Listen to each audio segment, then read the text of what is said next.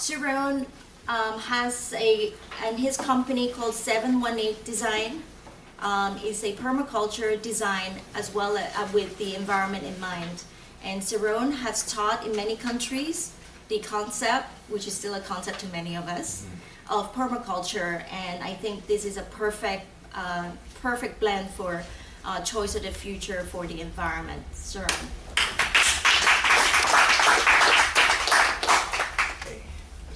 Thank you. It's such a privilege to be here. I feel like just sitting, standing in front of you all who made the choice to be here and take action to participate in the future is really an honor, and it's such a sort of pivotal alchemic moment that we have within ourselves and with this interaction with our planet, this host that we have. And here's an image of two of your neighbors, me and Mars, and right now we're in Crown Heights, Brooklyn, maybe on a very mundane description, it's a working class neighborhood or whatever, and a lot of people just have their families, they go to the coffee shop, we get beers, we hang out together, but there's a lot deeper meaning, right? Like we share similarities, we share the need to feed ourselves, sustain ourselves, be happy, find our purpose, use the restroom, be comfortable, these things we all have in common, right? We're neighbors. So I just want to sort of examine the boundaries and sort of zoom out on our neighborhood a little bit, the neighborhood that we share. So here we are, in this orderly arrangement of planets orbiting of fusion nuclear reactor, right? Spinning at 1,400 miles per hour and then going around the sun at 18.5 miles per second. And it's a wonder that we don't fall off. Yeah. It's the low frequency stuff. Hello. Are you there? Can you guys hear me in the back of it? Yeah. Hello? Hello? I'm just going to continue into this, okay, right? just No problem. So yeah, it's a wonder we don't fall off, right? There's some dynamics at play, some unseen forces. And hang on this way here. There's some unseen forces, gravity, electromagnetism. What are these things? Like, and why are these things important to entrepreneurship? Why are these things important to where we are right now and what's happening in the future? So let's talk about some of the things that have happened in our neighborhood. So here we go. About 4 billion years ago, we have the ocean and single-cell organisms popping up, and then we have algae pops up. Maybe a billion years after that, and blue-green algae. And you fast forward maybe 300 million years or so, and we have ferns and reptiles and mammals that show up and give us a sense of our direct and indirect ancestry. And here we are, maybe a million years ago. So we come onto the scene, and we make a difference, and we decide that we're running the show. Like we're the most influential species to ever walk the planet, and we've only been here 1/100th of the time that the dinosaurs have walked the earth. So what is this about? And this question is a bit esoteric, and I think it's very important as sort of following perfectly in sequence from Michael's presentation about the challenges that we face, and what Anne's speaking to us about connecting with who we are and finding our purpose, to get perspective on who we are and where we are and what we're participating in before we can make decisions about what we're truly going to do. Why are we going to do it? Why are you going to choose anything? So, some of the challenges that we talked about, some of the specifics, outside of the technology itself, or desertification, which some of you may or may not be familiar with, and it happens when a culmination of things like stripping trees from the ground and plants that hold the soil together are removed and the biodiversity is diminished, or overgrazing, or massive you know, cut downs, clear cutting of forests so that we can, like, what, build cities, right? Change the dynamic quite a bit. Like, we need clouds, we need rain, we need, you know, to work with the dynamics that this spinning, orbiting planet flying around and, you know, this frigid, cold space environment presents us with. We have climate change, right, which is both related to and separate from desertification. We have the loss of biodiversity, that the resiliency of our existence here is dependent on other species. Other species, like, we're in a co-creative relationship, not only with each other as human beings, as people. We like to refer to ourselves as people, and which is like this projected persona, right? These identities that we latch onto and these things that we want to, like, be. But then we're human beings, and as human beings, we're related to, you know, this larger plethora of, you know, 99.9% species, creatures that have been on this earth that are completely extinct at this point. So we're this tiny slice of a story. And I think the main thing, the main challenge that we face is shifting human consciousness so that we can see our relationship before we make a decision on what we're going to design, what we're going to present as professionals, and what role professionalism plays in the future. How does professionalism look in the future? Are we professionals because we want to, you know, earn a bunch of, you know, notes or something that can be taken away, that have no value, that are essentially reclaimable whenever whoever, you know, prints them decides that they're not useful anymore? So let's talk about more specific things, like things that make us happy. And that's where, with permaculture design and communication design and interactive technologies, appropriate technologies, that's what we're looking to accomplish. So we're talking about a couple of design ethics in permaculture and how we begin to face these issues. And one, earth care. You know, maybe the environmental model as a more, like, you know, practical, contemporary way of looking at it. People care, the social model. You know, who is going to benefit from this?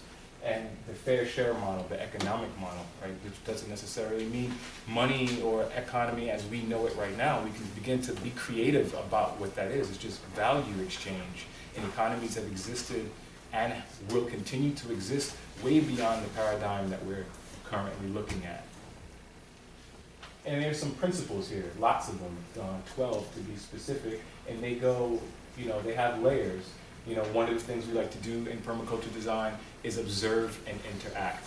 So before we touch anything, before we decide to, you know, throw something up, we want to look at what it is that we're working with, right? What is it, where are we? You know, why are you going to do anything? And that's kind of what we're touching there. I just want to rush through these because they can get a lot more wordy. Save stored energy for later. Solar panels, catching water high and letting it drain down, using the pressure of it, using gravity to, you know, create energy or catch the kinetic energy and use it later. Make lemonade and essential oil, skin toner, and compost when you're giving lemons, right? Not just lemonade. So obtain a yield. You know, these things. You know, how many functions can we capture with one thing? Apply self-regulation, accept feedback. You know, are we in this thing alone?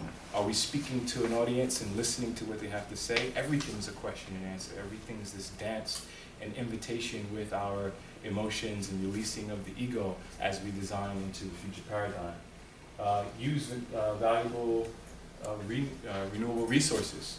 They're everywhere. Renewable resources, wastes sometimes, as we call them, trees, sunshine, rainfall.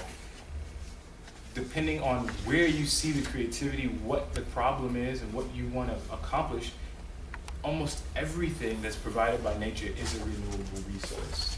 It's just a matter of positioning it to the point that you actually get the benefit from it.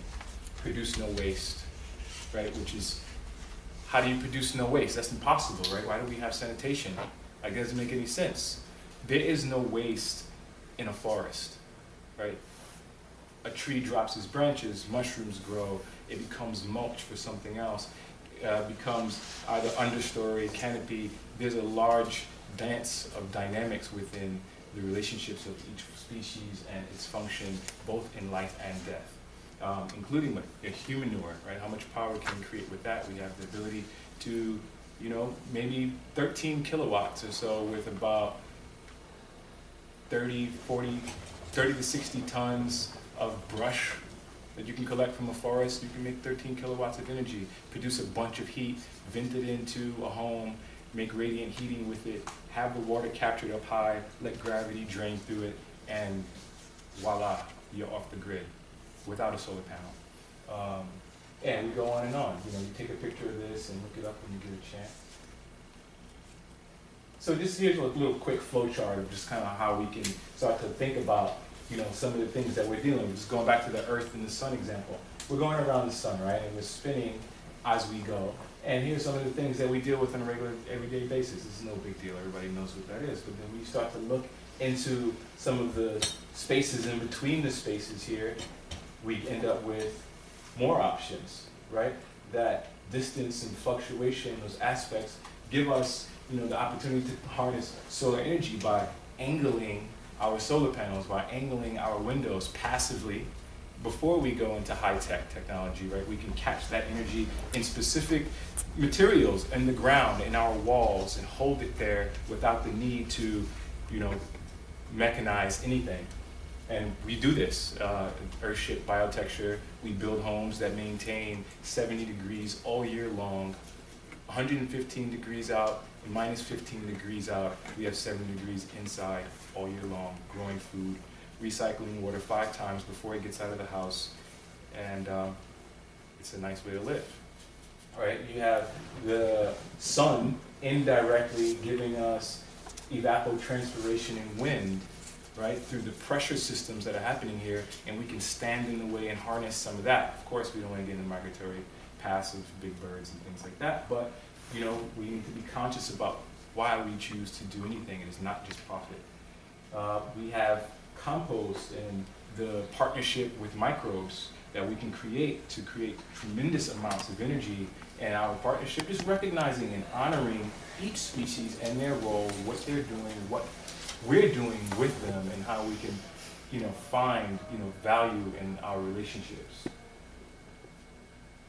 And, you know, turning waste into building materials. Here's a method of creating a wall. We're in the desert, creating a greenhouse for the community out in Taos, and that's me packing soil, really sort of like unusable. You can't really grow on that, right? It's like dry, mostly clay. There's some, you know, it's been overused, and we're packing 300 pounds of soil into a tire. It becomes a 300-pound brick that has resilience during an earthquake, right? Like what we start to think of as a resource, as technology, can shift once we decide why we're creating anything. Here's a natural building, straw bale tiny house in upstate New York, where we got some, you know, some red cedar that fell during storm, and we used them as posts. And there's a whole thing about the Wurlitz pattern inside of a tree, that if you timber it, right, if you cut it long, it's probably 5 times weaker than it is if you have it in its circular form, because of the threads of the tree, the way that it's designed by nature, and voila, you get a house that's off-grid and sustains a human being with very low inputs. And here we are at Paul Farm Stand in Union Square, and there's Mars bringing the customers in, and we're providing produce that's humanely grown in an amazing farm on about 200 acres that we're planting the seeds for an institute for appropriate technologies to, you know, increase the amount of produce that they can bring to the market, as well as create, you know,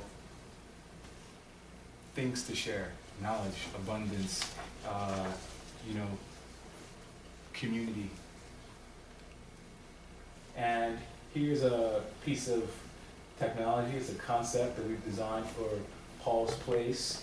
He has about 1,500 chickens, so he was like, you know, let's do something to like make the chickens work, and you know, I want to spend less money and make more money and use less energy and waste less. So this concept is a pasture house and greenhouse combined, where the pasture house is in the back. The greenhouse in the front diffuses the thermal fluctuation while capturing solar energy, transmitting it all the way to the back where specific materials can hold that energy and emit it when the sun goes down. The chickens give off body heat, and we circulate that heat back and forth into the greenhouse. The earth gives an ambient temperature of about 55 degrees all year long, so when we want to cool it, we just use passive geothermal and pump that in. And we use these piles of compost here that you see like marked out in the back to create heat that runs under the ground, and we provide radiant heating for the greenhouse, as well as capturing all the rain, holding about 20,000 gallons and circulating back in through gravity heating. And here's a workshop that we're doing with Earthship Architecture. We're teaching people to rehydrate deserts, semi-arid landscapes, and we're bringing it to people to participate, take it out into the world. Here's an organization in Costa Rica that we're partnered with that provides 70% of the energy for 4.4 million people in Costa Rica. It's a syndicate, and we're looking to bring more students down to learn this and get back into the energy field with a different mindset and choose what they're going to bring and co-create in this future. And we'd love to continue this conversation and co-create with any of you, and I would love to get your feedback and emails about anything you're curious about. And yeah, thanks for letting me share. I do actually have a question Sure. about the previous slides. Sorry, let me ask a question. How long has this been around? Well, this technology is a fusion of... Is it a test, or is it already functioning where the chickens It's are not. distributed? Well, the chickens are being distributed from like conventionally. They're in conventional pasture house currently. The pasture house already exists as on every farm that raises livestock. You know, there's a place where the chickens either sleep at night for protection in the winter, things like that.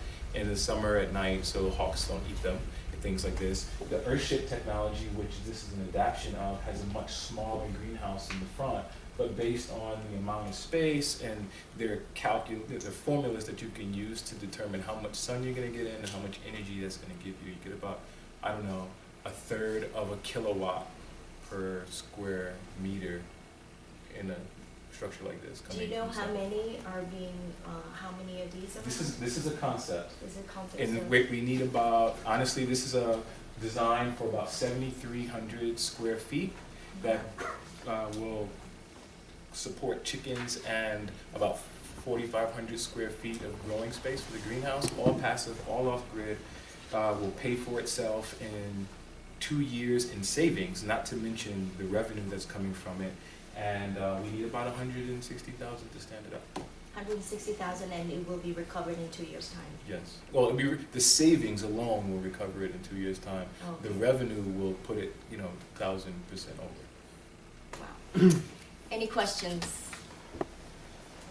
I just saw, this is kind of a growing thing. I just saw a documentary on the world's largest building in Kuwait, and how they have adapted all these techniques, even taking condensation from the skin of the building, recycling water 5 times, using the elevators actually to generate energy.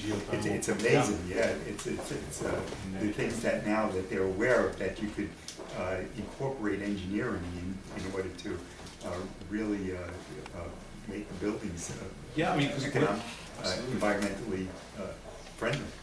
I mean, there's, and that's all available through the recognition of the patterns that nature is giving us, right? So like that zoom out, zoom in thing that I did in the beginning, it's like, okay, come into perspective of how a tree gets its energy. The plants are literally converting solar energy and water into energy, into sugars that it uses for the rest of its process. Like, it's not asking for food from it, and we can create with the same ideals, with the same ideology, and manifest that in skyscrapers and to evolve food systems, to evolve community centers, to evolve, you know, our communication processes even. And it's just a matter of breaking the principles down and then sort of reapplying it, because, you know, there are patterns that exist in your physical, chemical makeup that exist in the trees, that exist in the soil, that exist in the mushroom. So, you know, why can't that be utilized again in a skyscraper or in, you know, the formation of our new endeavors? I have a question. Yeah. If we see it, we see the value in it. Mm-hmm.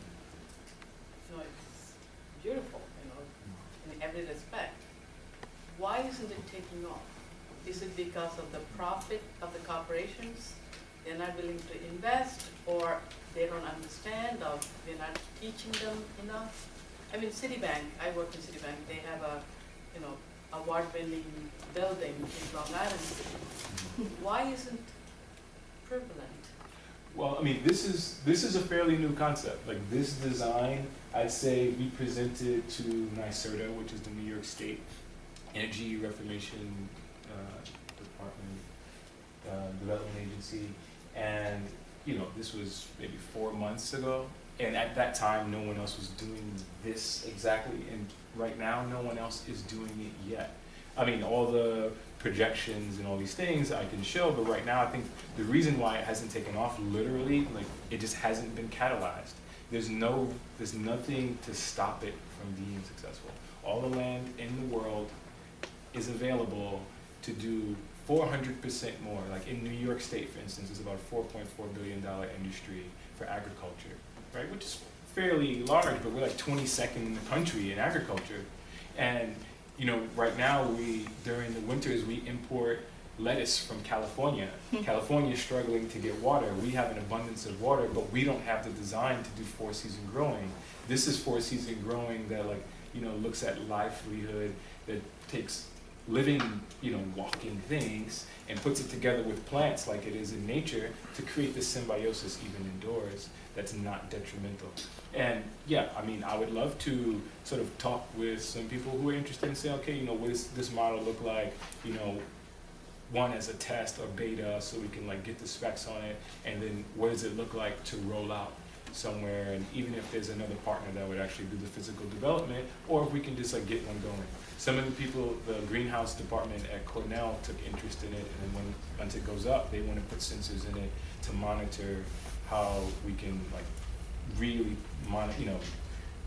identify the variances, because in greenhouse environments, you can't have it fluctuate so much. Did you talk to Purdue chickens? That's one of the examples I used when the design was created. I was like, well, it would be really ideal for these companies within our food system now that are providing not so healthy, not high integrity, humane products, livestock, chickens being slaughtered, fed poorly, and to create a profitable model that genetically mutated and all these things, to incorporate some of this technology to recapture what it would take for them to be a more humane organization. And it's just a matter of like integrating it and then letting it grow, you know, organically, so to speak. Next. Yeah. Kenny? It's not really a question, but I love how, I didn't realize how small of a sliver that humans were in the big history of like everything that came before. So thank you for sharing that important fact. You know, it's both like monumental and like infinitesimal at the same time. It's like, because we're at a point where it's like, okay, we've been here for this long, but we've changed it so much. This is an anthropomorphic globe at this point. Like, the globe is modeled on what we need, as opposed to us fitting into the dynamics of how it's designed originally. And that's because of all of this unresolved, you know, emotion, all these unresolved emotions, and we don't know who we are anymore. And we're just like, we want to claim things and climb the mountain and cut the mountain and build on the mountain and put a monument up. Own the mountain. Own the land. Own the land. Craig, you had a question. Yeah, just one quick comment. I love that you said at the core of all of this, the most important thing is the transformation of human consciousness. Because that, to me, hearing that, when the way you described it and you showed the model of the relationship to the earth, to the cosmos, really, and even beyond, that the transformation of human consciousness, why do we do what we do? And to become conscious and aware of what we're actually doing, restoring right relationship to it. That why would we hurt what we are if we were conscious of it? So I think that is it's a beautiful way of describing it, because then it's not only holistic, but it's done with such an integrity that it creates recurring beauty. Ripples. Yes. Right? Instead of there's a term that's used, like tyranny of the future, right? Like we have this thing where we claim for ourselves, like, oh, I'm gonna roar, this is my destiny, and we're taking in this like impetuous sort of immediacy and not really regarding, you know, I'm there with my son, and that's my motivation, that's my compelling story. Like him, we're born a block and a half away from each other in the same block, both Brooklyn natives, but several years apart, right? He's a few years younger than me, and and here we are, right? You know, and I have the opportunity to participate in a way that honors him and his children and their children and your children, or I can just like take something. I've done a fair share of that in like different industries and other things I've participated in the world. Not fulfilling, no matter how much I've attained or how much my, you know, whatever my bank account looked like or what I wore, or presented myself as. I was still the same person. For the most part, I was like empty and crying and pain because I wasn't doing anything meaningful. And I don't want that. I don't want that to be the integrity, the demonstration of self and participation in place, right relationship that I showed to my son.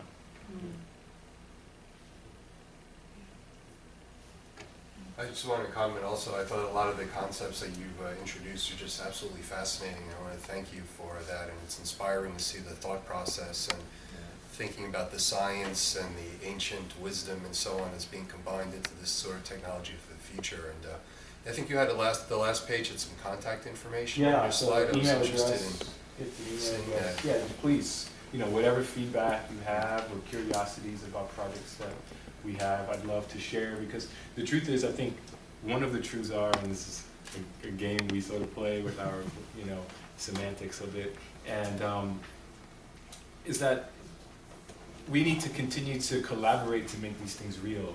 You know, like here's, you know, a concept, and there's a place for it, and there's somebody willing to stand it up in a market to actually test, you know, the produce and the things, the value that comes out of it, and education facilities that are, you know, globally acclaimed, that are saying, okay, yeah, we're interested in like beta, you know, seeing the beta information with you, but you know, there may be like grant writers or, you know, business development organizations who have broader contacts, or, you know, maybe even technological refinement in some of the concepts in the engineering that can be tweaked on anything, you know, any of these things. And I don't own anything. I'm not interested in owning it. I don't want to patent it. That is not the point.